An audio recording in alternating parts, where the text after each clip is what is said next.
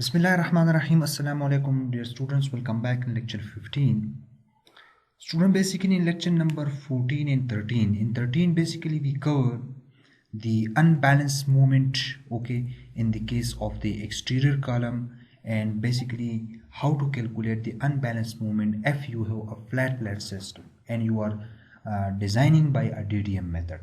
Similarly, in lecture number from lecture number 3 to lecture number 10, we covered the equivalent frame method, and those lecture, I think so, in lecture number 6 and lecture number 7, 8, we calculate the unbalanced moment by using the equivalent frame method. Okay. Now, how to calculate the unbalanced moment in the case of the DDM method, okay, for the exterior column and similarly for the interior column, and we also use this equation, and we also cover one example over it. Similarly, we did the lecture number 14, complete lecture number 14, and that lecture was very important lecture. We covered basically what is the critical parameter in the case of the interior column, exterior column, and H column. Okay.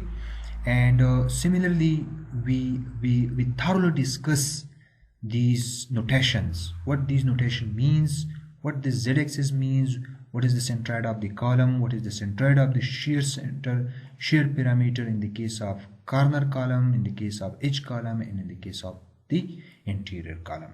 Similarly, we understand the shear stress distribution due to unbalanced movement. That unbalanced movement, which is basically due to the eccentric shear. So we use this equation as well. We understand this equation, and we also understand gamma V and gamma F. Gamma V is that percentage portion of the unbalanced moment which is transferred from slab to the column by eccentric shear, while gamma F is that percentage portion of the unbalanced moment which is transferred from the slab to the column by direct flexure. And we also see how to use this graph and to find gamma V and gamma F. Similarly, we understand the transfer width, which is most important, and we will use that transfer width in today's example. Right now, how to calculate the transfer width, we also discuss it. Similarly, we also discuss the shear stress distribution for the interior column, for the H column, for the corner column, and similarly we also discuss this graph and what this graph means, and where you have to place the bars for in the transfer width, and what will be the strain value in the case of those bars, right? Similarly, we discuss this equation when you have to use the negative sign and when you have to use the positive sign. Now, this is our today lecture. Basically, here we have to understand what is the polar moment of inertia, and what is some other properties of the critical shear parameter. Right now, you see this is a face of this diagram. Let me show you here. This is the face of this diagram. Okay, you see this face is basically represented right here. Okay, and this is the effective depth of that. This is basically the shear parameter, one side of the shear parameter, and the z-axis is perpendicular to this rectangle, right? And you see here, right?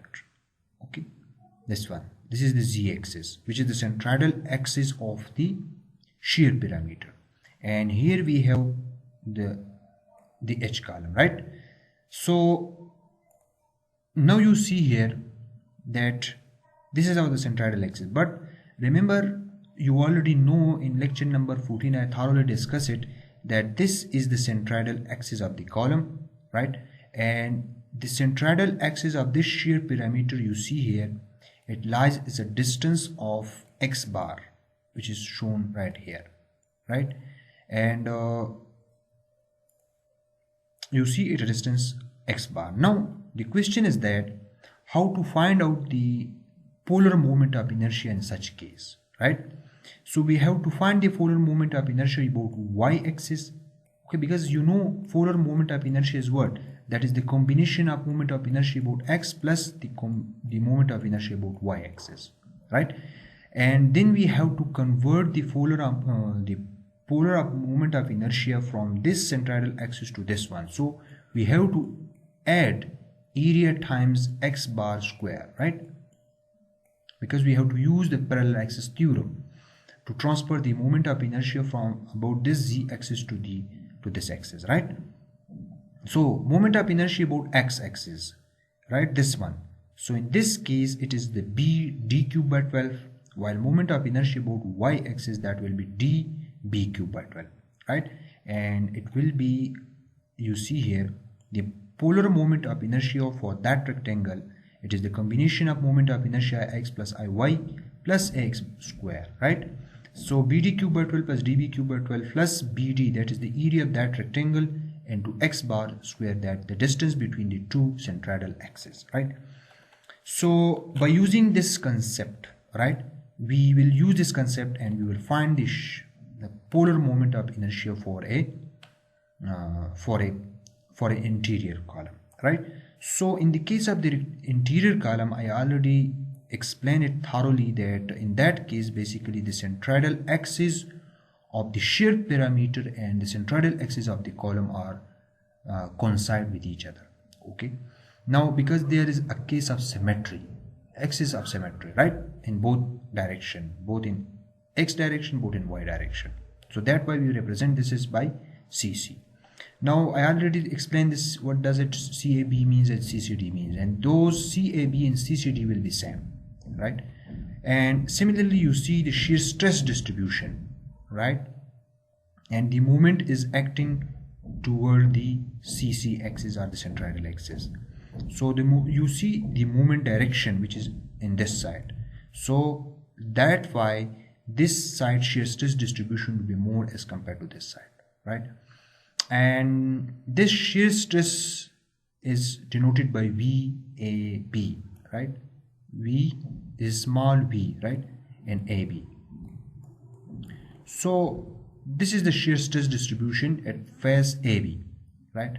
And here you see this is the smaller value which is denoted by V small v CD, right? Because this side is CD, this is D and this is C. You see here DC, sorry, this is C and this is D. So that's why it is denoted by VCD. Now we have V, that is the vertical shear, and we have moment. So now in this case, what will be the moment of the polar moment of inertia? You see JC about x-axis for faces AD and BC, because we see here we have this face, right, this face, and similarly we have this face. Okay, and we have two sides, and we have to convert this, we have to transfer this area, right, this area of face AB and face CD about this C axis. So that's why you see here 2 times, because these two rectangles are perpendicular to this x-axis. So that's why we are using BD cube and DB cube. But as you see, these two sides are parallel.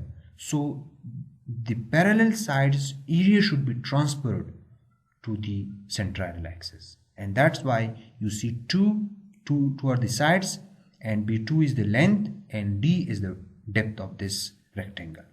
And B1 divided by 2 square, this is the centroidal distance from this area, right? This is x bar, right? And that x bar, you see this side is B1, so that by B1 divided by 2, and you have to square it by using parallel axis theorem, right? So we transfer, you have to choose that side for this one which is parallel to the axis, right? And you have to use BD cube by 12 and DB cube of those side which is perpendicular to the x-axis, right? Similarly, B1 is this one, we already discussed it in lecture number 14.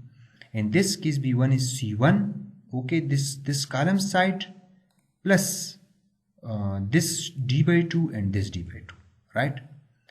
And b2 is this side, right? So this side of the column, that is c2, and d by 2 and d by 2, right? So this is b2 and c2. And here it says if there is any openings near the column, so you have to consider those openings locations, because it will due to those openings, as you see when we are calculating the moment of inertia for a section which having holes, right? So you must know how to cope with such kind of situation, okay? Because by calculating the moment of inertia of such body which having hole, so we subtract the area and the moment of inertia of that section. So due to that holes, it may affect the moment of inertia, right? So we have to consider that whole moment of inertia, right? Similarly, in the case of the H column, we also remember CAB and CCD is not a tension for us in the case of interior column, right? Because both are same and it can be determined by just dividing B1 by 2. Okay, in this case B1 by 2, it will be equal to CAB as well as equals to CCD, because this is the case of symmetry. But in the case of in H column, this will be we have to calculate CAB and CCD, because in this case you see this is the centroidal axis which is denoted by CC, or which is also denoted by Z axis. Sometime we denote it by Z, right?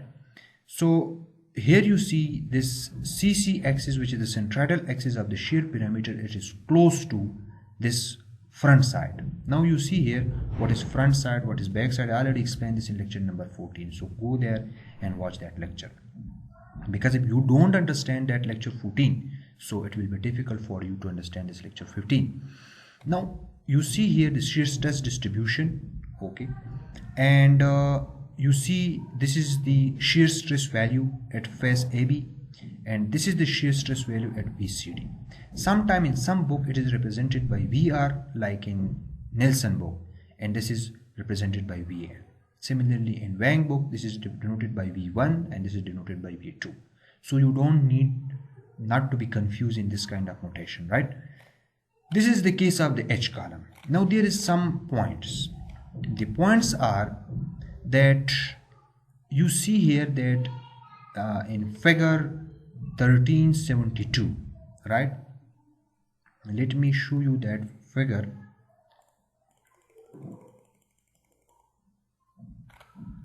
And this one, okay.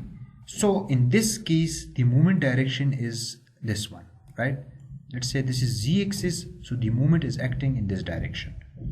Now you see here that the moment distribution due to the shear distribution, right? You see here this side in tension, this side in compression. So this compression adds, and this, now you see the shear stress is maximum here at this inner side, while at that side, which is the edge, the shear stress distribution is minimum.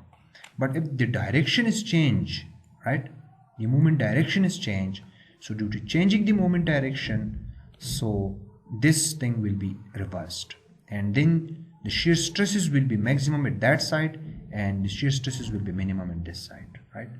So this is important, that by changing the direction of and remember it will be maximum in that case, that when we have a minimum VU value and a maximum MU value, right?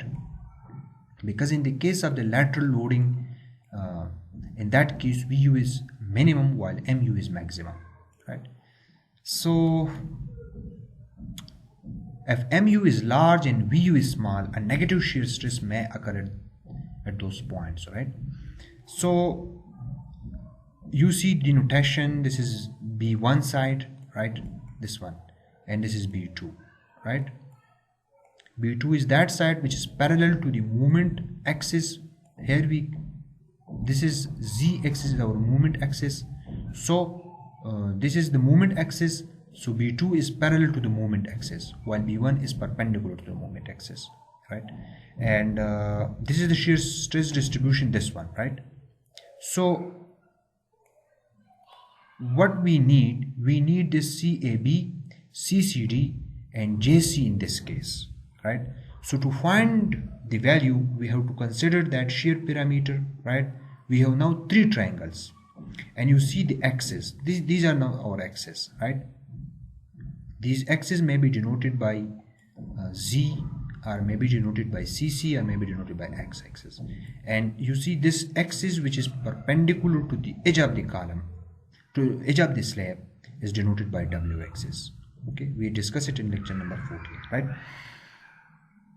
Now this side is B2, right? You see here, and this side is B1, right? Okay, so how to determine CAB? CAB is this distance, right?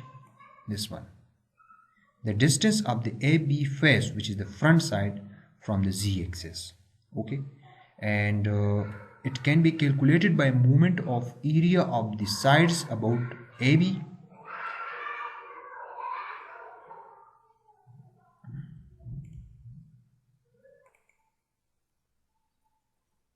So movement of area of the sides about AB divided by area of the side. Remember, you have to consider the movement of those sides which is perpendicular to the Z axis. So in this case, we have this side is perpendicular to the Z axis and this side is perpendicular to the Z axis for CAB, right? We don't consider this side, okay, because this is parallel, right? So you see 2 times B1 into D, this side is B1, and depth, which is the area of this side. Now you have to convert that area about this axis, so B1 divided by 2. This is the arm, right? And similarly, the area of all the sides, you have to divide it by area of the all sides. So you have B1 into D, so you have to multiply it by 2 because we have 2 sides, and similar this side. So 2B1D, right, which is this one side and this one, plus B2D, which is this one, right? So this equation will give you CAB, right? And similarly, JC can be calculated about this axis. So by using the same equation as we already used this, okay, for interior column, so we have to find B1 D cube, right? B1 D cube by 12 plus DB1 cube by 12. And here is the case because in the interior column case, okay, the centroidal axes are symmetrical, but in this case you see here, this is your column and these are the centroidal axes of the column, right? So this is the centroid of the shear parameter. So here you see this distance, right? And we have to use the parallel axis theorem, right? This is your X bar. So that why basically we have to multiply this factor. Okay, in the interior column we don't use this one. You see here, we don't use here because the centroidal axes are symmetrical. The shear, the centroidal axis of the shear parameter and the centroidal axis of the column both are coincide with each other. But in this case, it doesn't coincide with each other. These both centroidal axis of the column and the shear parameter is separated by a distance of X bar. So that's why we have to multiply this factor, area times X bar square, right? X bar square.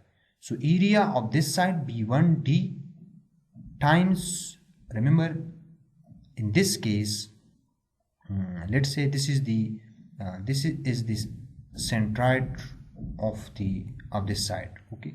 So B1 by 2, you got this B1 by 2 minus CAB, right? This distance, okay? So, and you have to square it. So B1 divided by 2 minus CAB, right? And it should be squared. Plus you have to now transfer this area, okay? Transfer this area to the centroidal axis, this one. So B2D, this side, into CAB square, which is this distance, right? So this is the equation for polar moment of inertia. okay, and we will use this equation in our example right now. Right now, you see in the case of this is the moment. Yes, this is also important, that if somebody wants to determine the moment, the polar moment of inertia about the w-axis, right? In this case, we assume that moment is acting about the z-axis. But if the moment is acting about the w-axis, which is in the, if you are analyzing the frame in the north-south direction, right? So in that case, remember, as this axis is symmetrical, because the centroid, this axis is passes from the centroid of the column as well as from the centroid of the shear parameter. So that why in this case CBC and CAD will be same, right? And in this case C will be equals to B2 divided by 2. Remember here all the directions will be changed. This is very important. In this case your B2 will be this side, right? Your B2 will be this side. Yes, which is B2 is that side which is parallel to the movement axis, right? And this side now will be your B1, right? B1 is that side which is perpendicular to the axis of the movement.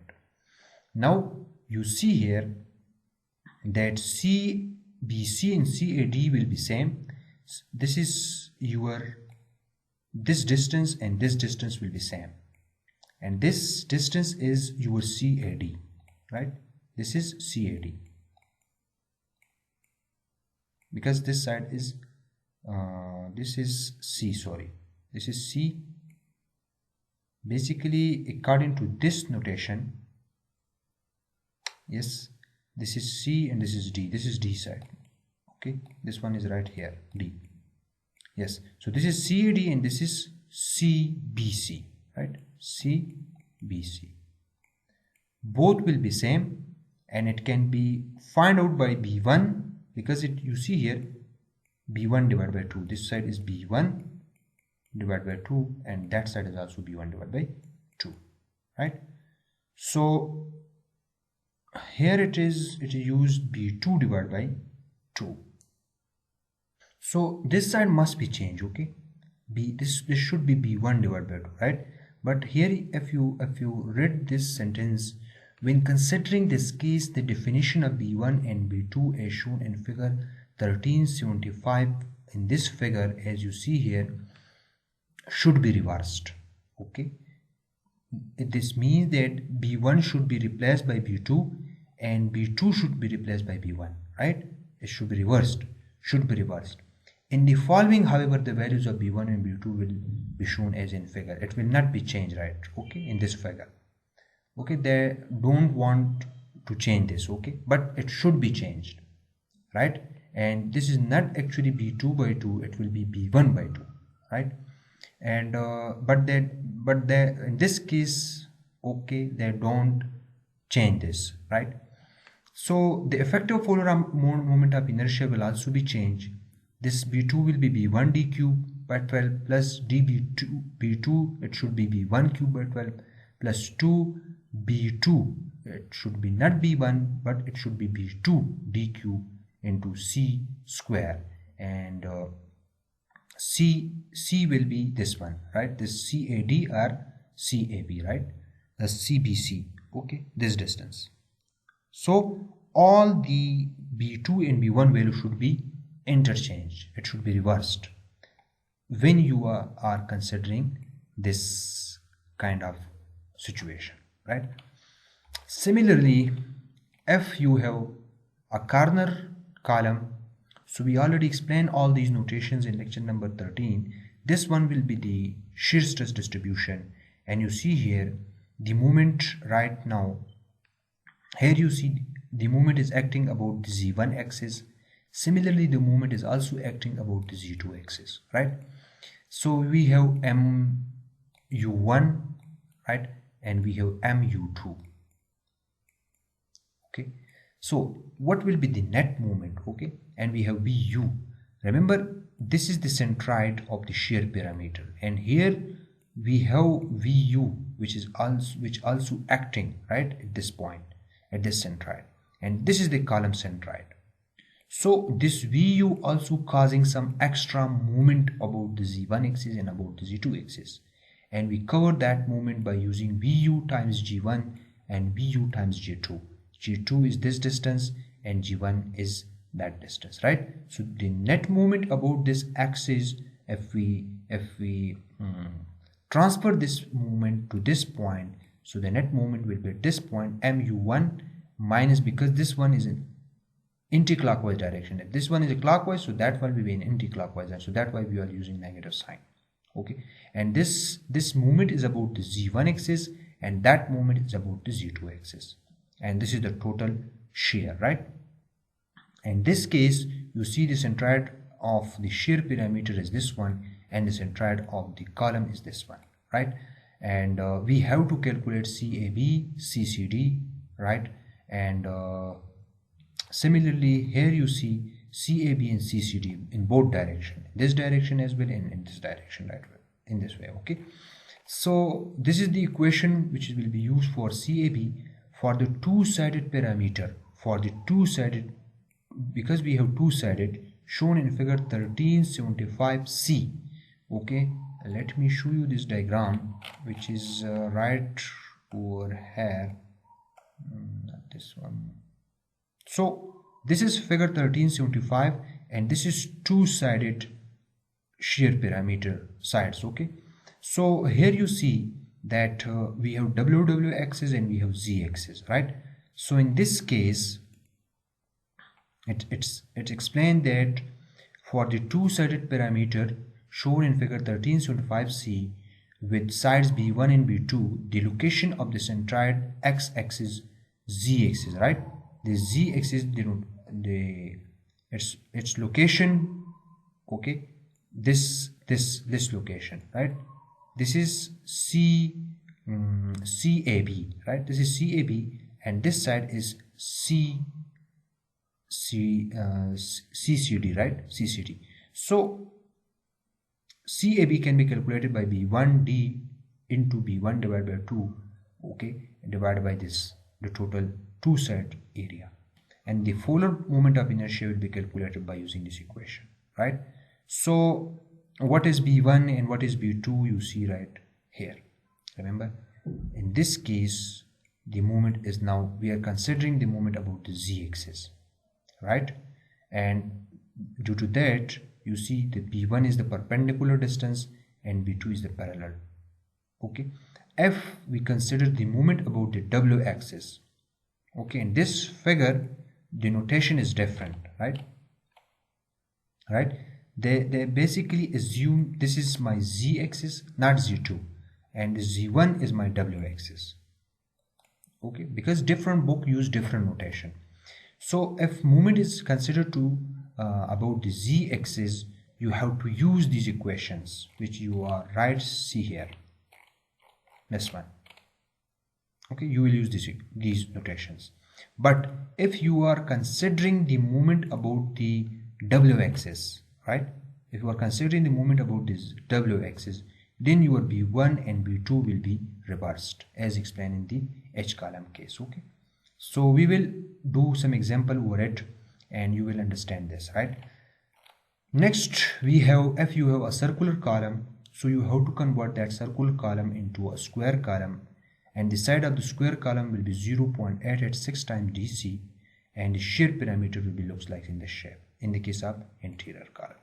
And in the case of H column or exterior column, so if you have a circular column, it may be converted into a rectangular column, a square column, and its sides will be same, and this will be your shear parameter, right? So now next we have load patterns for maximum shear stress due to combined shear and moment transfer. As we discussed in lecture number 5-6 of the equivalent frame method, I think so, you student must be aware of the different loading patterns for live load, but those live load patterns just only for maximum moments, right? Now here we have maximum load patterns for different load patterns for the maximum shear. it must be remembered that we have for interior column, edge column and corner column. For interior column, it is generally say it is a general rule that maximum bending or maximum shear is basically occurred when the adjacent panels to the anterior column are loaded with full factor load and factor of live load. Okay, let's say this is the interior column. So this is the panel, this one panel, right, and this side and this panel, right? So when these four panels, you can say, they are loaded, because remember we don't have any beams right now. Okay, we have slabless slab system. So when the whole panels are loaded with full factor dead load and full factor live load, so in that case basically the maximum shear occurs at the face of this interior column. But it is said that if, let's say, the two adjacent panel to the right of this column and to the left of this column, if there is sufficient difference in length, if this, let's say, this edge or it is this exterior panel length is more as compared to this interior panel length, so this panel should be loaded with full factored dead and live load, and this one should be loaded with the full only with the factored dead load, right? So in this case basically you see here that however if two adjacent spans have significantly different lengths, a second loading case where only the longer adjacent span is loaded with full factor live load should be considered. This loading case will produce a larger transfer moment but a lower shear force. Okay, right? This should be remembered. A lower shear but a larger transfer moment, or unbalanced moment should be larger. For an edge column, so in the case of edge column, you see it right, this one, as you already know that we have in this in the edge case we have basically you know that we have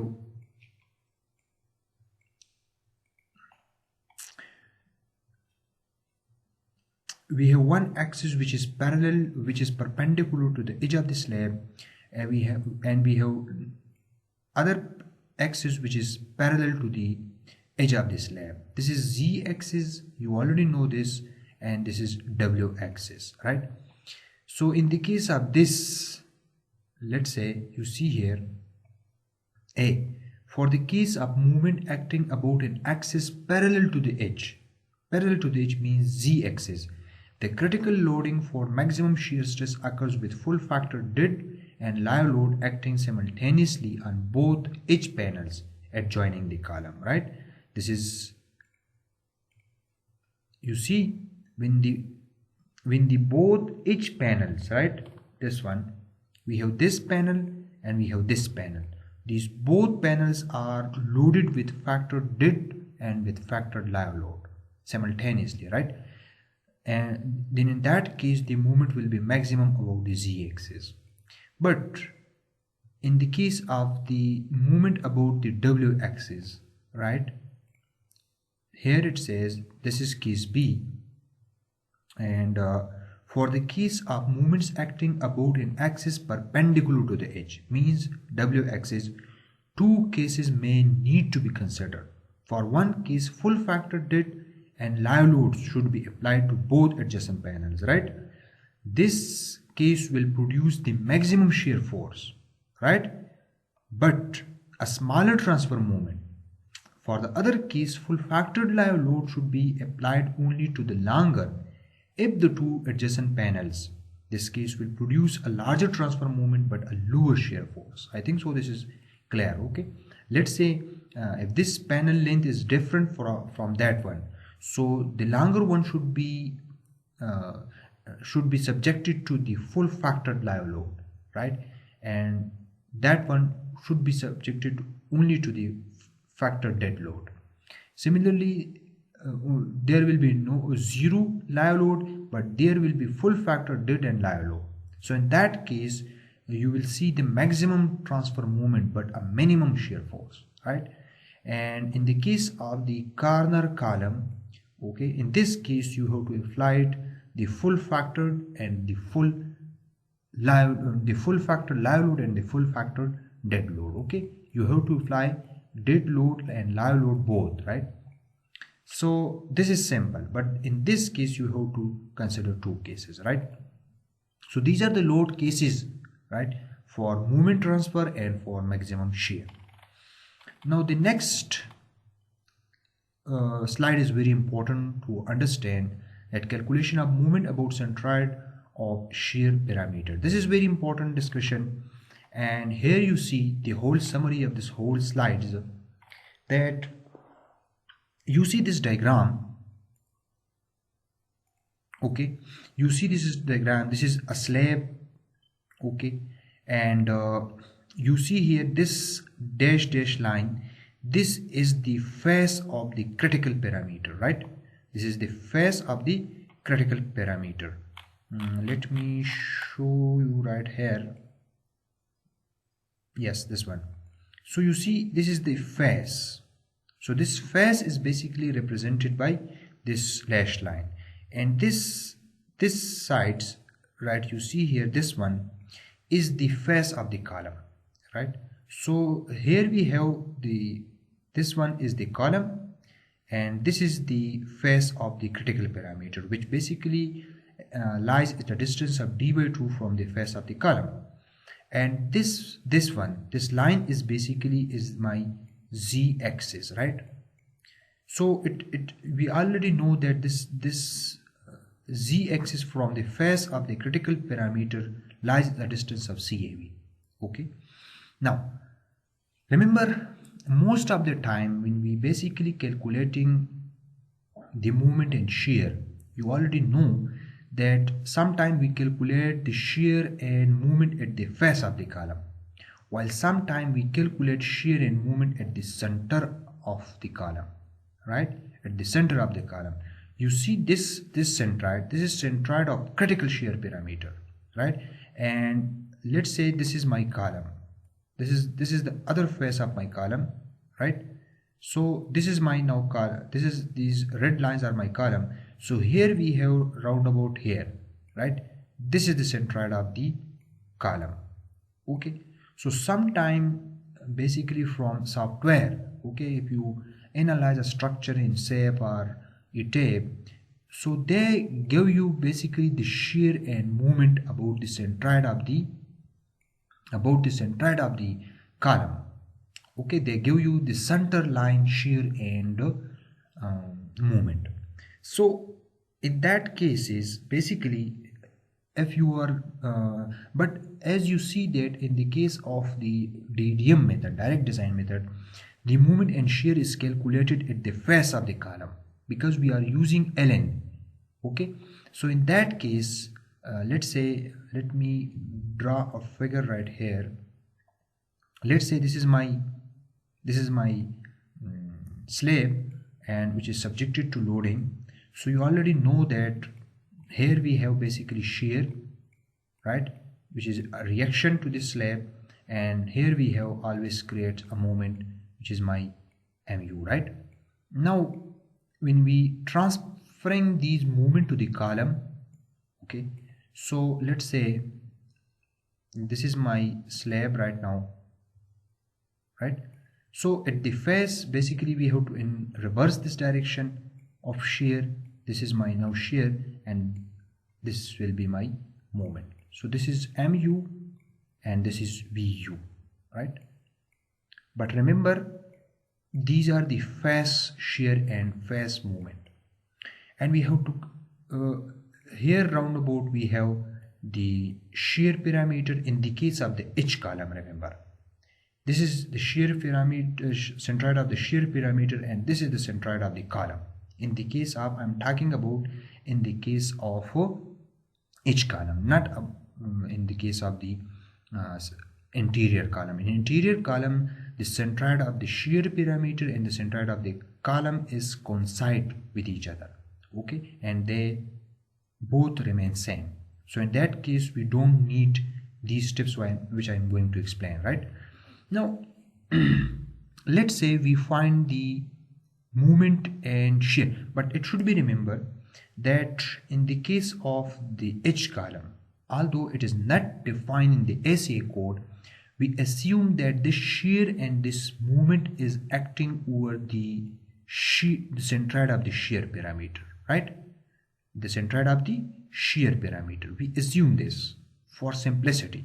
Okay, so this one is my mu and this is my vu. You people will see in the examples we basically assume those mu and vu at this centroid, which is the centroid of the shear parameter.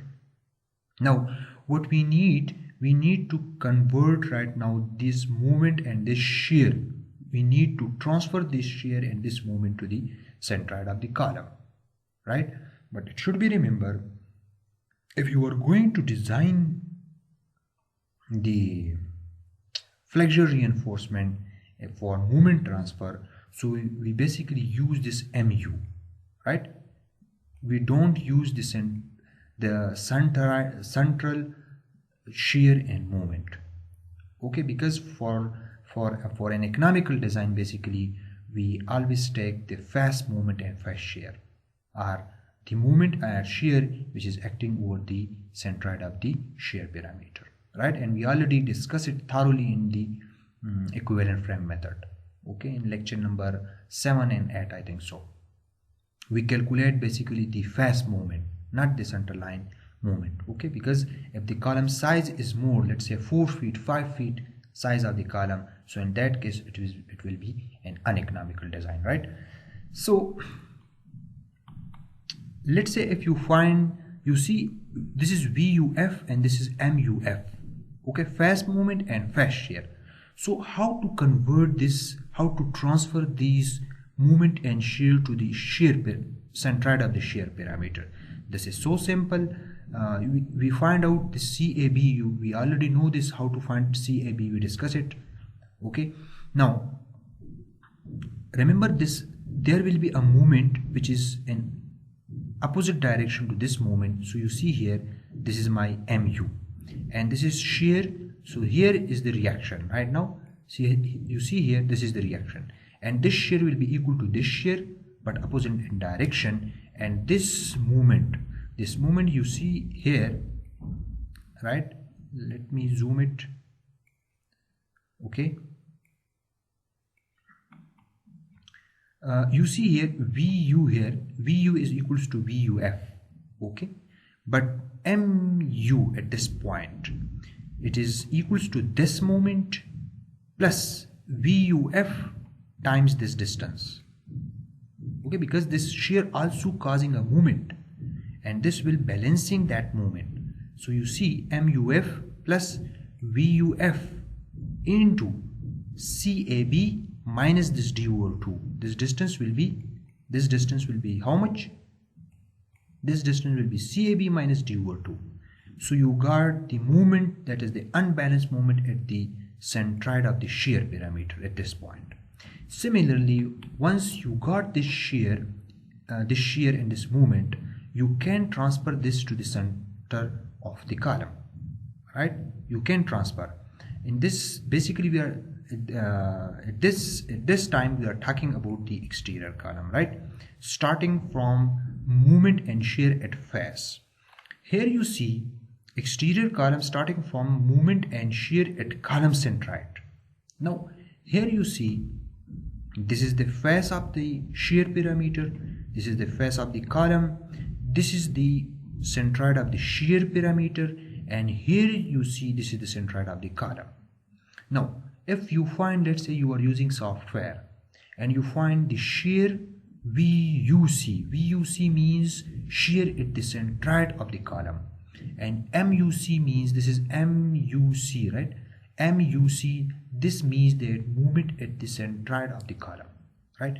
So how to transfer now this shear and this moment to the centroid of the column? So as we did, the procedure is same as we did here.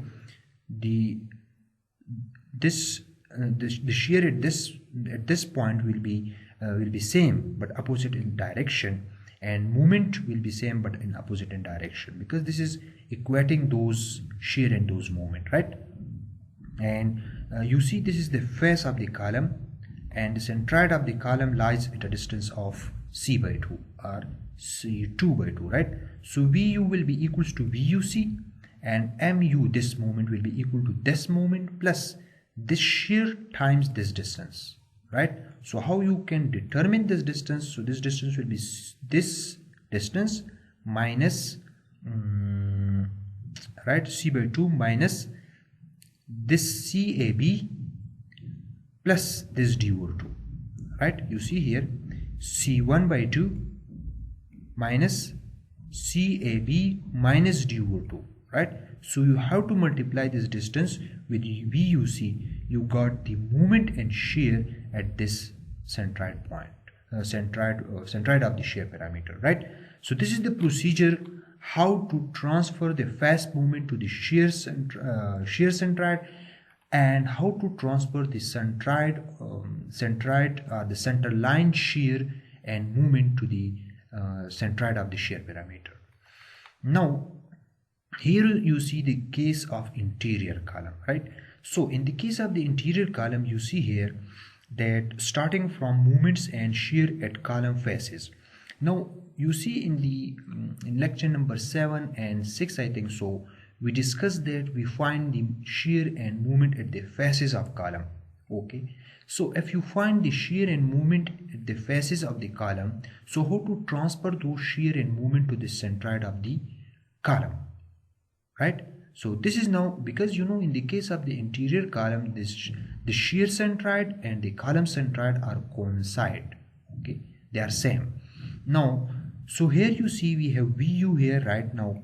This is VUF and this is MUF1 from the right side, and here you see the shear, right, which is VUF2, which is from the left side, and MUF2, this one, which is from movement from the left side. So here we will use the equation of equilibrium and we find the net shear, right, which is the reaction to this and this. So VU, this one at the centroid of the column, will be the sum of this VUF1 and VUF2, right? You see here. And similarly, the moment at this point, will be by using the equation of equilibrium, right? This is, if I consider this moment as positive, so then this one will be negative. You see here MUF is positive, but this one is negative, plus the summation of this and this, right? VUF1 minus VUF2, right, times this distance, or you can say that VUF1 times C1 over 2 minus one moment will be positive, the other moment will be negative. And by just doing this calculation, you got the moment, the unbalanced moment at the centroid of the column. So we will discuss this whole procedure in coming example. You will see this whole procedure how we can do. Now this is the third method of ACI, right? That because we have, I already explained this, that we have three methods for the analysis of shear flexure interaction, right? So we have beam method, we have ACI,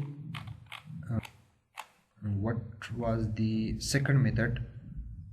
The second method is traditional ACI commentary design method, right? And the third method, which I just briefed, the third method is this one, that is alternate analysis for maximum shear stress. This is the ACS method, and this method is basically presented by Alexander and Simmons, right?